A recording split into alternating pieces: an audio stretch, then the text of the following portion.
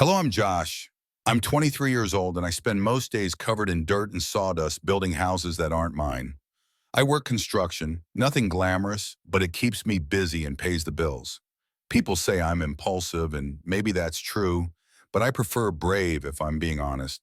Brave enough to speak up, to lend a hand, and to not worry too much about what happens next. I live in a small town, quiet streets lined with modest houses. My latest job happened to be next door to Emily, a woman I'd noticed but never really talked to. She was older, maybe early 40s, and lived alone. Her garden was always neatly kept flowers blooming brighter than anyone else's on the street. But even with all that color, there was a sadness in her eyes. I could tell from a distance even before I met her. Our first real conversation happened on a Wednesday afternoon. The day was sunny, nothing unusual, and I was finishing up on the construction site. A delivery truck had backed up too close to her fence earlier, and now part of it was lying broken on her grass. She stood there looking at it with a tired expression, hands on her hips, unsure what to do. I wiped my hands on my jeans and walked over. "Looks like you could use a hand," I said, smiling slightly. She glanced up clearly, startled to see someone approaching. "Oh, I didn't want to bother anyone. It's just the fence." "It's no bother," I insisted, kneeling down to inspect the damage. "I'm Josh, by the way." "Emily," she replied softly. She stepped closer, hugging herself slightly, as if unsure how to act around strangers. "Thank you." As we worked together picking up splinters of wood and repositioning the damaged panels, the silence between us slowly gave way to small talk. She asked about the construction project, and I mentioned I'd grown up nearby. Emily listened carefully but said very little about herself. She kept glancing away as though trying to hide the loneliness I'd sensed earlier. I finished patching up the fence temporarily and brushed my hands off again. "I'll get it properly fixed for you tomorrow," I promised. "No charge." She shook her head quickly. "You don't have to do that." "I want to, I said, meaning it." She nodded, looking slightly embarrassed but grateful. I walked away feeling good about helping her, but couldn't shake the feeling there was more going on beneath the surface. Emily seemed cautious, guarded like someone used to handling things alone. Something about that bothered me. 2 days later, I returned as promised, toolbox in hand. I knocked lightly on Emily's door, and it opened just a crack. I could hear her voice from inside, quiet but strained. She hadn't noticed I was there yet, so I hesitated, standing awkwardly on the porch, unsure if I should wait or just come back later. Then I overheard her words clearly. "No, I haven't told anyone yet," she whispered urgently, clearly trying to keep her voice down. "And I don't plan to. It's not their problem. It's mine." There was a long pause, as if she was listening carefully to whoever was on the other end. "How long?" Her voice trembled slightly. "Right, I'll come in tomorrow." My stomach tightened, realizing I just overheard something deeply personal. I took a step back, debating whether to knock again or quietly leave. But before I could decide, Emily opened the door fully, eyes wide with surprise. "Oh, Josh," she said, forcing a small smile. "I didn't hear you." "I just got here," I lied gently. "Here to fix that fence." She nodded quickly, averting her eyes. "Right, of course. Thank you. Just let me know if you need anything." Emily closed the door softly and I stepped away, mind racing. I knew I shouldn't have overheard that call, but now it was too late.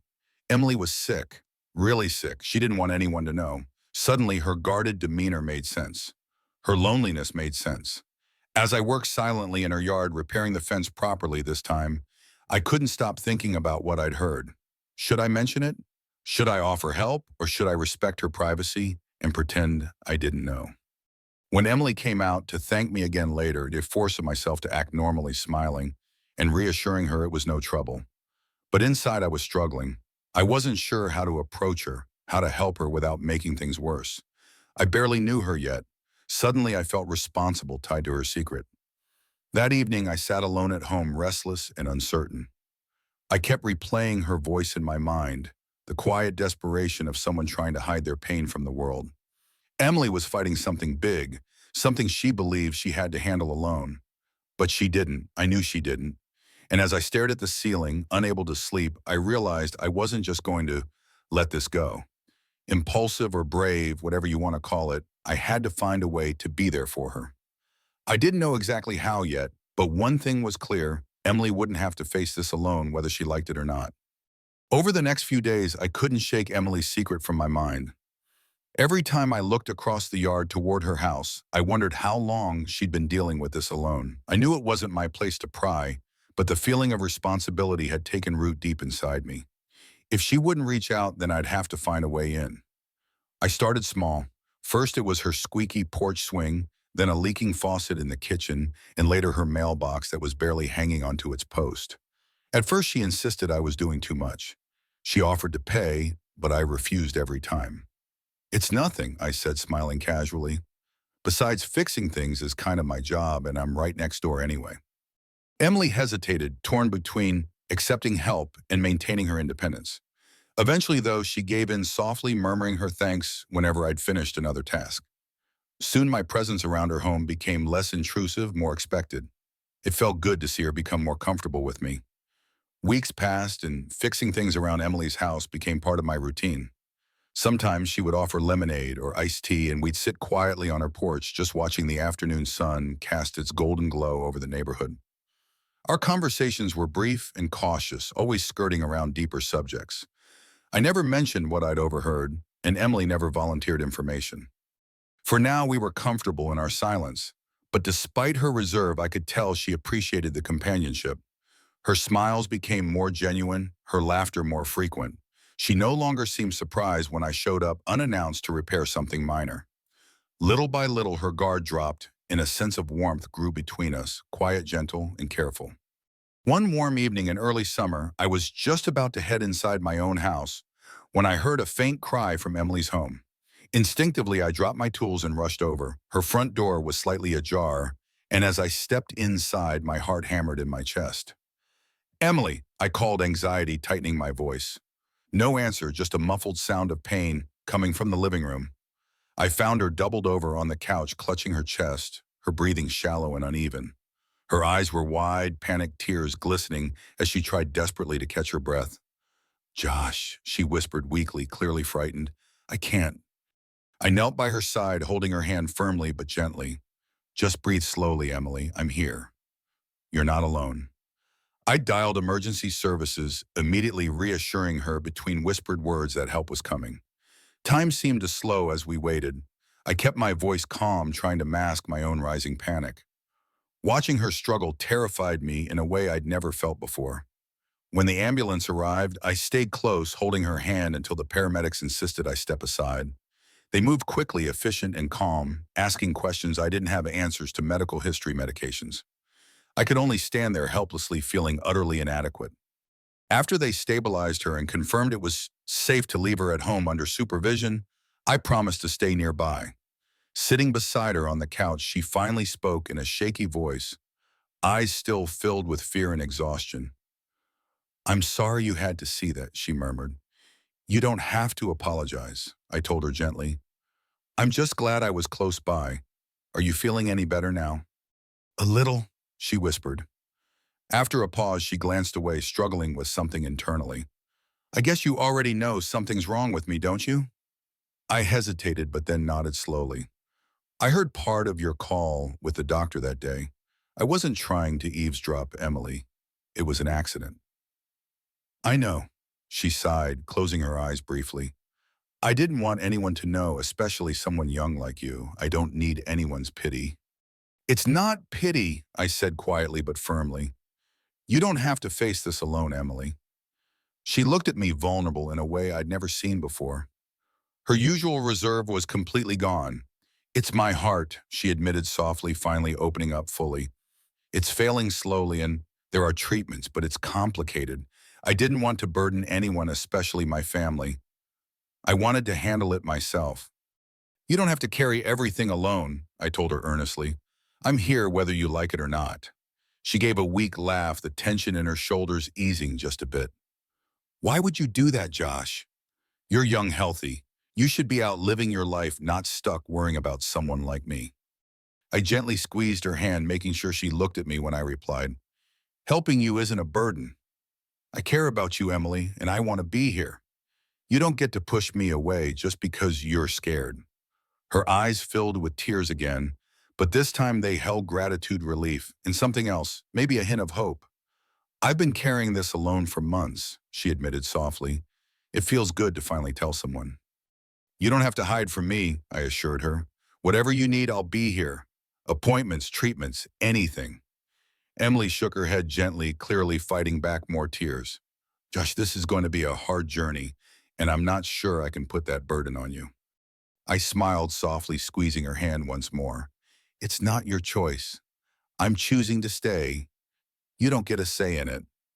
She laughed softly again, tears finally spilling over her cheeks. You're so stubborn. So I've been told, I said warmly. Now rest a bit. I'll stay here tonight, just in case.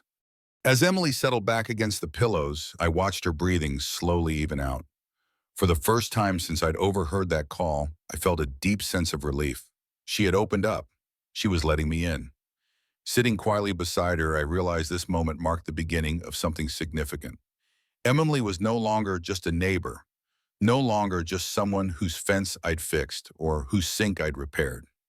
She was someone who needed me, whether she'd admit it or not, and I was determined to be there every step of the way. In the weeks following Emily's health scare, we settled into an unspoken routine. Most evenings after finishing work at the construction site, I'd head directly over to her house. Whether it was to check on her or just to have dinner together, my presence seemed to ease the weight Emily carried. We rarely spoke about her illness now, yet the awareness of it hung quietly between us. I found myself thinking of Emily constantly, even when we weren't together. At first, I'd convinced myself it was simply concern for a friend, but deep down, I knew it had evolved into something far more complicated.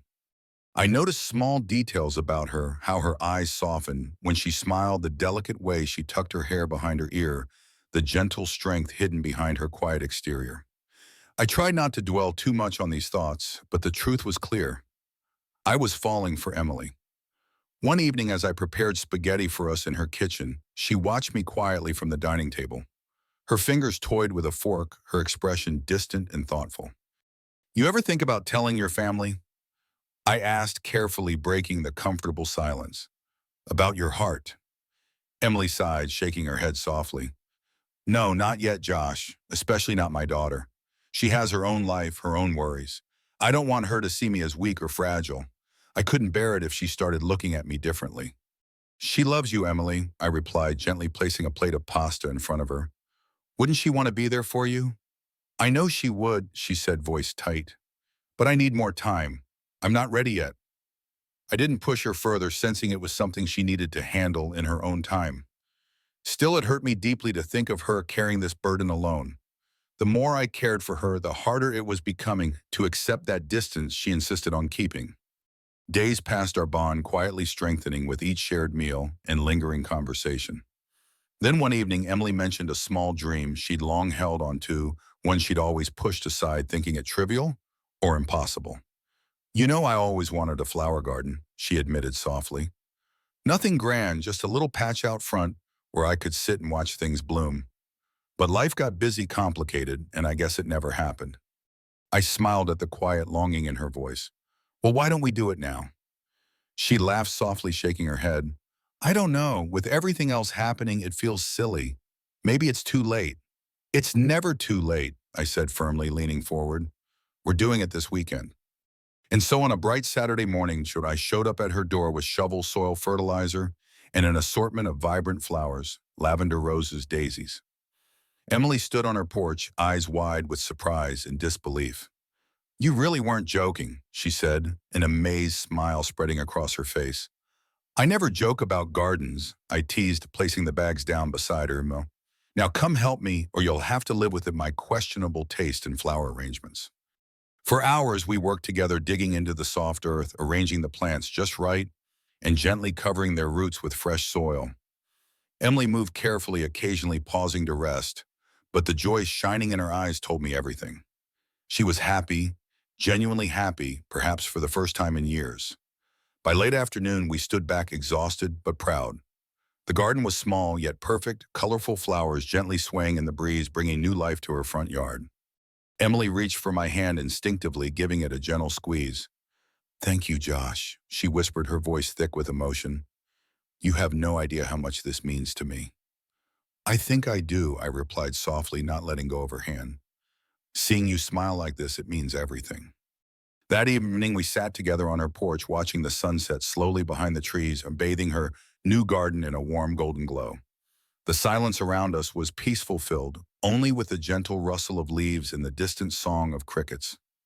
Emily leaned her head back, eyes closed, breathing deeply. She looked calm, truly content, a sight that made my heart tighten with affection. I haven't felt this happy in years, she finally said, her voice barely above a whisper. I turned toward her, wanting desperately to express how I felt, but the words lodged in my throat. Instead, we simply gazed at each other quietly. Her eyes met mine, filled with warmth, but also something else, uncertainty, perhaps even fear. What's wrong? I asked gently, sensing the shift in her mood. She shook her head slightly, looking away. Nothing, it's just I didn't expect to feel this again, to feel this connected to someone, especially someone so much younger. Emily, I began softly, but she stopped me with a sad smile. I'm afraid, Josh, she admitted, her voice trembling slightly. Afraid of what this is becoming. I can feel myself caring more than I ever intended to.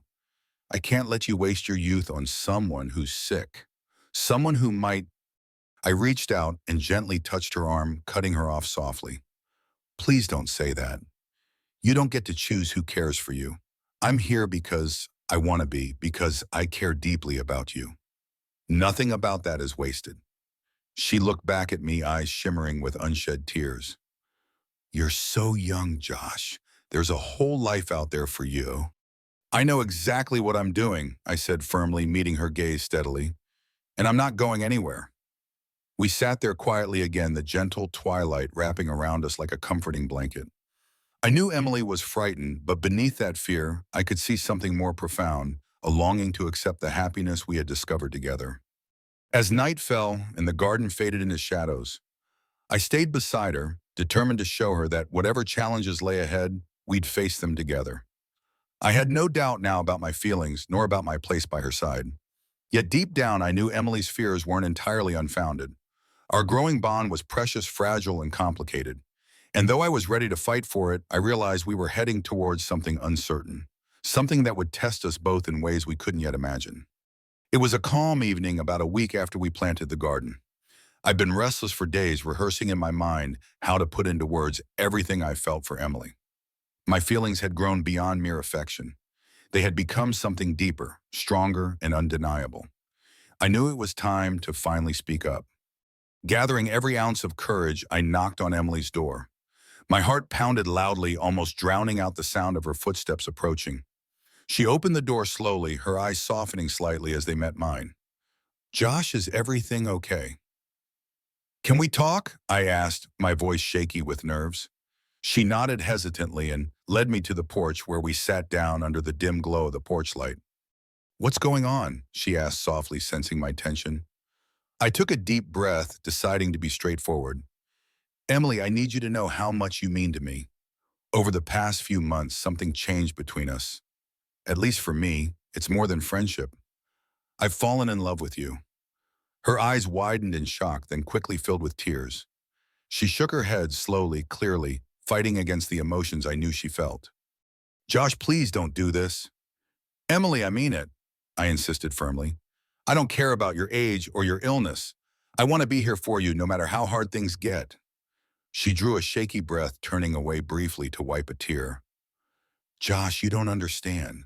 I'm older than you and I'm not healthy. You deserve someone young and vibrant, someone with their whole life ahead of them. You don't get to decide what I deserve, I said gently but firmly. My heart made this decision and I don't regret it. Not for a second. Emily stood up suddenly, pacing the porch, shaking her head as tears streamed silently down her cheeks. I can't let you do this. I can't watch you sacrifice your youth, your happiness for me. You've done enough already. Emily, no, I dare. I interrupted, my voice breaking. Please leave. It's better if you go. I need you to leave me alone.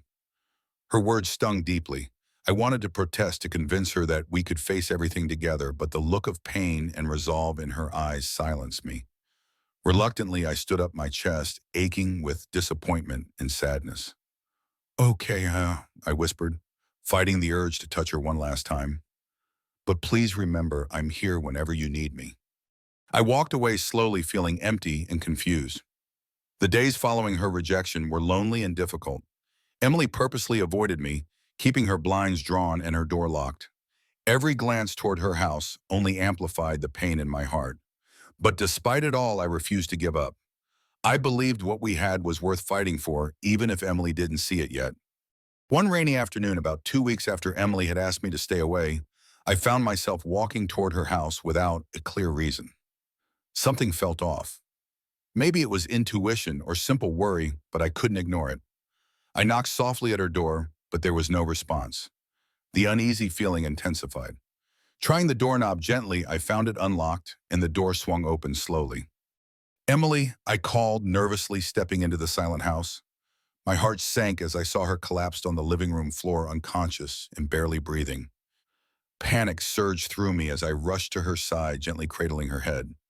"Emily, please wake up," I pleaded, desperately fumbling with my phone to call emergency services once again. My heart raced in terror as I waited, speaking softly, hoping she could hear me, reassuring her and myself that help was coming.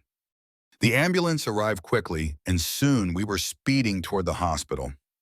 I held her hand tightly, refusing to leave her side. Doctors and nurses swarmed around her, speaking quickly, connecting wires, monitoring her vitals.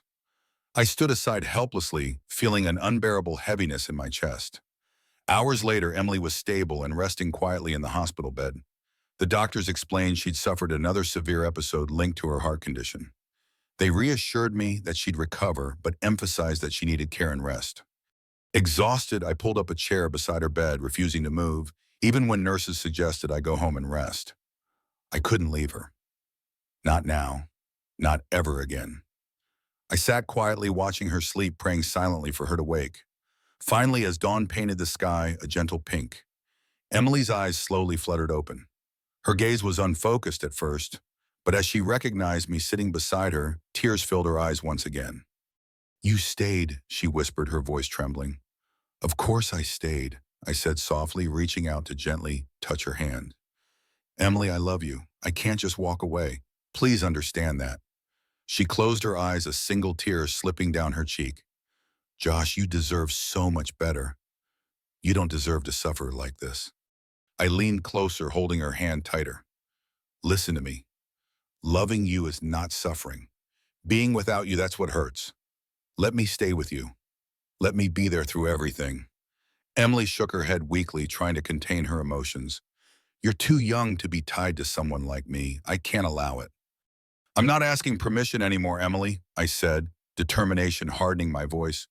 "I'm here and I'm staying whether you like it or not." She looked at me silently for a long moment, conflicting emotions clearly battling within her. Finally, she nodded faintly, unable to find words. But even as she gave that small nod, I saw the fear lingering in her eyes, the fear of hurting me, of burdening me. It was clear that although I had made up my mind, Emily's heart was still filled with uncertainty. Yet I was ready to wait. No matter how long it took, I'd be there, hoping that one day she could see herself through my eyes, not as a burden, but as someone incredibly worth loving. The days following Emily's hospitalization became a new routine, one centered entirely around hospital corridors, sterile rooms, and hushed conversations with doctors. Emily was placed under constant care, the doctors insisting she remain for extended monitoring and treatment. Despite her persistent pleas for me to go back to my normal life, I found myself at her side every day, determined to prove that I wasn't going anywhere. "Josh, you can't just spend your days here," Emily said softly one morning, watching me from her hospital bed. The early sunlight filtered gently through the window, casting a peaceful glow over her face. "You're young, go out and live your life." I shook my head stubbornly, pulling a chair closer to sit beside her.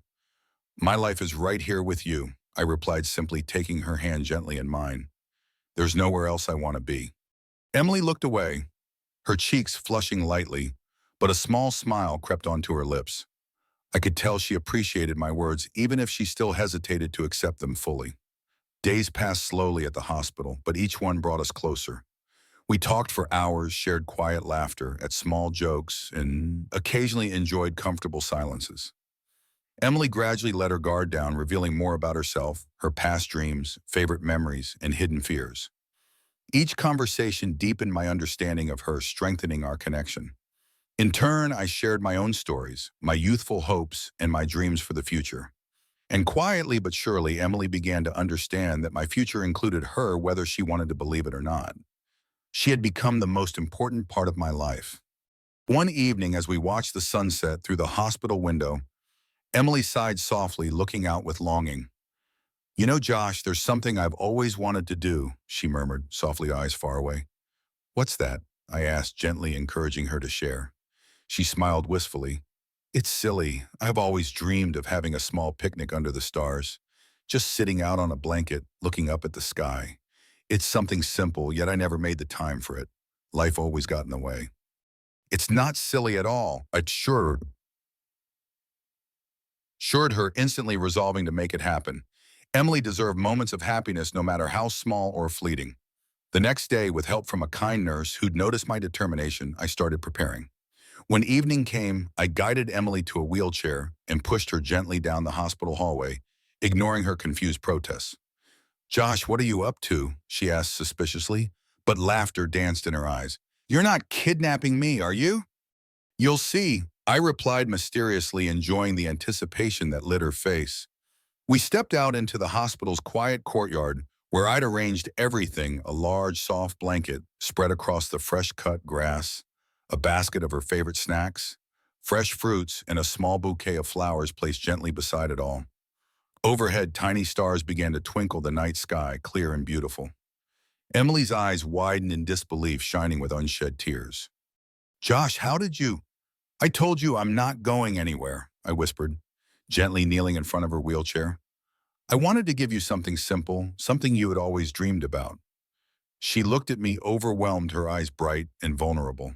Carefully, I helped her onto the blanket, sitting close to her as we gazed upward at the night sky.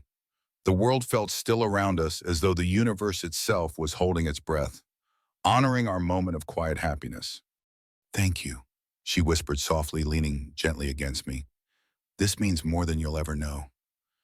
You're worth every effort, Emily, I replied sincerely, glancing sideways at her. The soft moonlight illuminated her features, beautifully highlighting the gentle curve of her lips as she smiled. We spent hours beneath the stars, enjoying the snacks, talking quietly, and listening to the soothing sounds of the night. For a moment, the hospital walls faded away, replaced by a sense of peace and belonging. It felt like we had finally stolen a brief moment from time itself.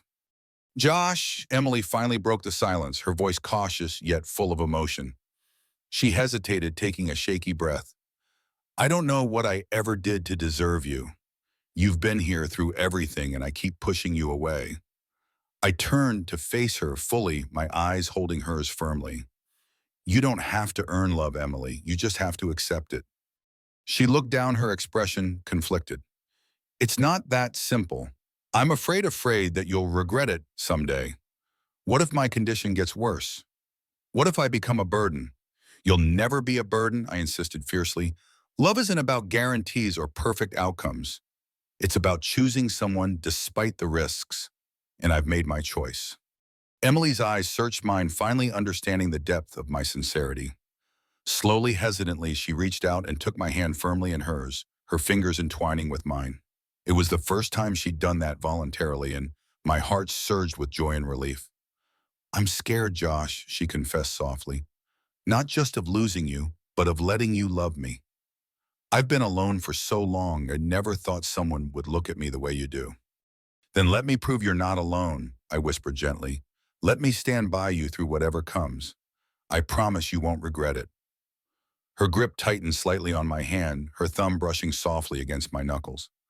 I already know you're the most genuine man I've ever met, she said softly, a tear slipping quietly down her cheek. But that doesn't stop me from worrying about the future. We'll face it together, I assured her, my voice firm with conviction. No matter what happens, I won't let you face it alone. Emily drew a shaky breath, looking up once more at the stars shining quietly above. I moved slightly closer, letting the gentle night surround us, aware of the delicate balance of emotions swirling between us. Finally, she turned her gaze back to mine, eyes shimmering with unshed tears. I do want to be with you, Josh, more than I've let myself admit, but there's still so much fear inside me. Fear of hurting you, of holding you back. I gently squeezed her hand, offering reassurance and strength. We'll take it day by day. You don't need to promise anything right now. Just trust me enough to let me be here to let me love you. Emily smiled softly, her expression still hesitant but hopeful. She leaned her head gently onto my shoulder, exhaling a breath she seemed to have held for too long. I'll try, she whispered, her voice filled with quiet promise. Beneath the stars, we stayed wrapped in that tender moment, each aware that challenges still lay ahead. Yet in that quiet sanctuary, we also found hope fragile but real. For the first time, Emily allowed herself to believe, if only for tonight, that happiness could still be possible, and that perhaps the future wasn't something to be feared, but to embrace. Weeks passed each day, bringing small victories and quiet moments of joy. Emily's health slowly improved, her doctors expressing cautious optimism. The treatment was working, but the road ahead remained long and uncertain.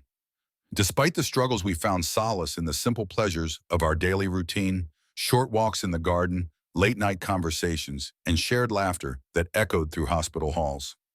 Eventually, Emily was cleared to return home, though she still faced months of ongoing treatments and appointments. Returning home felt like stepping into a familiar, yet changed world. We tried to reclaim normalcy, yet the shadow of Emily's condition hung persistently over us. One bright morning, as we sat together sipping coffee on her porch, Emily turned toward me, her expression solemn. Josh, we need to talk seriously, she said softly, her voice gentle but firm. I felt my heart tighten with apprehension, but forced myself to remain calm. I'm listening. She hesitated briefly, collecting her thoughts. You've been by my side through all of this. You've sacrificed so much of your time and youth already. I can't ask you to keep doing this forever. You haven't asked, Emily. I'm here because I choose to be, I reminded her calmly, reaching for her hand. She gently withdrew her hand, pulling away slightly. Her eyes reflected pain, sadness, and guilt. But it's not fair. Not to you. You deserve a life that's vibrant and joyful with someone healthy, someone who won't hold you back. I don't feel held back, Emily. You've made my life richer, I insisted sincerely. I've never been happier than when I'm with you. She shook her head firmly, tears forming again. Josh, I can't be selfish anymore. You need to leave me, find happiness somewhere else with someone else. Please. Frustration and heartache rose sharply in my chest. I wanted to protest, to fight back, but the determination in her eyes silenced me. Emily was trying to protect me, even if it broke her own heart and mine. Days followed in an uneasy silence. Emily distanced herself once more, the warmth we'd built between us replaced by tense, forced politeness. I knew she was deliberately pushing me away, trying to spare me from the pain she imagined I'd face. But every minute apart only intensified my resolve to show her she was wrong. Finally, after sleepless nights of frustration and deep reflection, I made a decision. I wasn't going to let Emily's fears dictate our future. I wouldn't let her push me away anymore, not without making one final stand. The next afternoon, my heart pounding nervously, but fueled by stubborn determination, I stood outside Emily's front door, gripping a bouquet of vibrant wildflowers, her favorites. Taking a deep breath, I knocked firmly, refusing to let doubt hold me back. Emily opened the door slowly, as surprise and hesitation flashing across her face as she saw me standing there, flowers in hand. Josh, what's this? She whispered, her voice trembling slightly. I squared my shoulders, looking directly into her eyes, determined not to waver. Emily, I came here to tell you something important, and I need you to hear every word. She nodded slowly, eyes wide, her expression a mixture of curiosity, hope, and anxiety. I know you think pushing me away is the best thing you can do. I began, my voice strong yet gentle. But you're wrong. I've spent nights awake thinking about you, about us, and every time the answer is the same. I can't imagine my life without you. No illness, no challenge, nothing could change that. Her eyes filled with tears again, her lips trembling. Josh, please don't do this to yourself. No, listen, I interrupted softly but firmly, stepping closer. I'm done letting you sacrifice our happiness out of fear. I'm standing here because I want you, Emily. All of you, the good, the hard, the uncertain. I'm ready to face it all together. She looked away, shaking her head weakly, desperately trying to hold herself together. You have your whole life ahead of you. I won't let you. You don't get to choose what's right for me. I insisted firmly, gently placing the flowers in her hands. I love you deeply, completely, and nothing you say or do will change that. Not your age, not your health, not anything.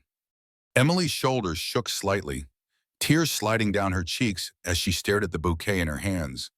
Her voice trembled as she spoke, barely audible. But what if I can't promise you a future? What if my condition worsens? I reached out slowly, gently lifting her chin so she'd look at me directly. Then we'll deal with it together. Life doesn't come with guarantees, but I'm sure of one thing: I won't let fear keep us apart. For a long, breathless moment, silence hung between us. Emily stared into my eyes, searching desperately for answers. I knew she saw my sincerity, my unwavering determination. She knew I was serious, that I wouldn't give up easily. Slowly, she stepped closer, her eyes brimming with deep gratitude and overwhelming emotion. Her voice trembled as she finally spoke again. You deserve someone who can promise you forever. All I want is the chance to love you for however long we're given. I whispered earnestly, my voice full of certainty. Let me love you, Emily. Let me prove it every day. She took a shaky breath, visibly moved by my honesty, my stubborn refusal to walk away. Her expression softened, her heart clearly conflicted, as hope and fear fought fiercely within her. I never imagined this, she admitted softly, her voice heavy with emotion. I never imagined someone would stand by me through everything. I'm not going anywhere, I promised fiercely, reaching out gently and taking her hand again. I'm yours fully, completely, if you'll have me. Emily looked down at our intertwined hands, tears quietly dripping onto our fingers. She drew a deep breath, her eyes lifting slowly to meet mine. For the first time, her expression revealed that she understood my resolve, my unwavering loyalty, and my love. Yet fear still flickered behind her eyes. The weight of her decision was clear. Accepting my love meant embracing uncertainty, vulnerability, and the possibility of pain. Rejecting it meant safety for me, but at the cost of our happiness. She didn't answer immediately. Instead, she stood silently in the doorway, caught between her longing heart and her protective instincts. Her gaze locked onto mine, the world fading away around us, leaving only the two of us suspended in this decisive moment. I watched her carefully, silently urging her to trust me, to take this chance. But in that long, uncertain silence, neither of us spoke another word. Ew. I didn't press her further. Instead, I let my presence, my sincerity, and my love speak for themselves. The story of us hung there, suspended delicately, waiting patiently for Emily to make her choice. And as she stood there, tears shimmering in her eyes, a gentle wind softly rustling through the garden we'd planted together, the future stretched ahead, uncertain but filled with quiet possibility. What Emily decided next, only she knew. But standing there facing each other with hearts laid bare, one truth remained clear: whatever her choice might be, our love had forever changed us both. And I knew deep in my soul that I'd wait as long as it took for her answer, for her heart, and for the life we could build together, no matter how long or how fleeting. The heartfelt story of Josh and Emily reveals a profound life lesson. Love and kindness can transcend age, illness, and fear, showing us that it's never too late to embrace connection and hope. Josh, a 23-year-old construction worker, noticed the quiet sadness in his neighbor Emily, a woman in her early 40s battling a secret heart condition. His small acts of kindness, fixing her fence, repairing her mailbox, evolved into a deep bond, as he refused to let her face her struggles alone. Despite Emily's fears of burdening him due to her age and health, Josh's unwavering presence, from rushing her to the hospital during a crisis to creating her dream flower garden, showed her that love isn't about guarantees, but about choosing to stand by someone through uncertainty. Their story, filled with tender moments like a starlit picnic and raw confessions on her porch, stirs emotions of compassion, courage, and bittersweet hope. It teaches us that true love means seeing beyond societal expectations or personal insecurities to cherish someone for who they are. Josh's persistence and Emily's gradual trust remind us to open our hearts even when fear tempts us to retreat, and to offer support to those silently carrying heavy burdens. Their journey inspires us to act with bravery and kindness, proving that meaningful connections can bloom in the most unexpected places. Have you ever found or given love that defied expectations? Share your story in the comments. I'd love to hear how you faced fear to embrace connection. If this tale touched your heart, please like, subscribe, and hit the notification bell for more inspiring stories that celebrate the power of love and resilience. Your support keeps these emotional journeys alive on our channel.